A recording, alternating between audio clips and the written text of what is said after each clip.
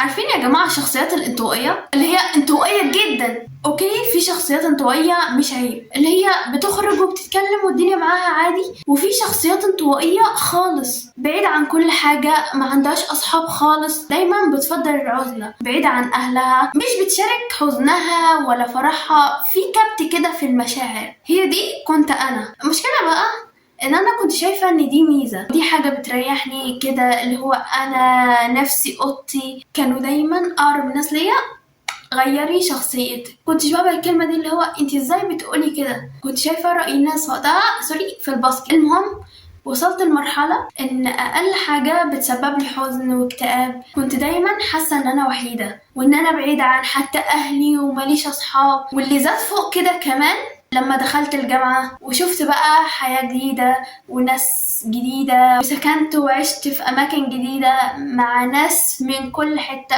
اكتشفت إن أنا فعلا مش هقدر أتعايش غير لما أتغير، واعترفت إن فعلا في عيب فيا. فدي هتكون أول نصيحة، هي إن إحنا بشر، كلنا بنغلط، كلنا عندنا عيوب، وإن إحنا لازم نعترف بالعيب ده. عارفين عامل زي إيه؟ زي شخص ماشي في طريق غلط، لما يعترف ان هو ماشي فعلا في طريق غلط، فدي هتكون اول حاجة ليه ان هو بعدها يرجع ويمشي في الطريق الصح. وان رأي الناس مش دايما بيكون غلط يا جماعة، اوقات بيكون صح، وان احنا فعلا محتاجين نعيد تفكيرنا في الحاجة دي. المهم بعدها اخدت قرار ان انا اتغير وكده، فطبقت الجملة المصرية المشهورة اللي هو المكان اللي ما تعرفش فيه حاجة اعمل فيه اللي انت عايزه.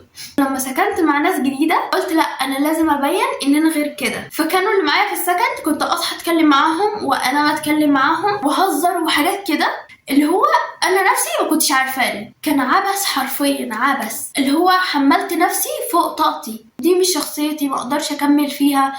غيرت السكن ورجعت لنفس الشخصية القديمة اللي هي دايما قاعدة مع نفسها، بس عرفت ناس وبدأت أتكلم معاهم، بدأت أشارك فعلا وأحضر أفراح قرايبي. كده كده كنت بحضر، بس ما كنتش بندمج قوي ولا كنت ببقى مبسوطة. اللي عايزة أوصله إن التغيير مش بيجي بقرار إن أنا هنام وأقوم أتغير.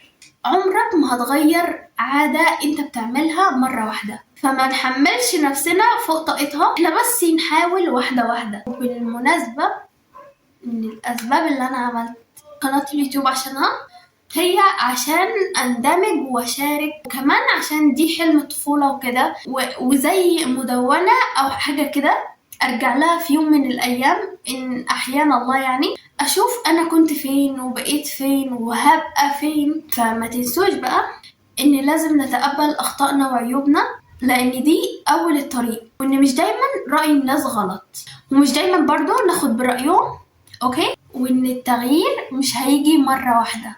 بس كده، ما تنسوش تعملوا لايك وكمان تكتبوا لي كومنت وتشتركوا. والسلام.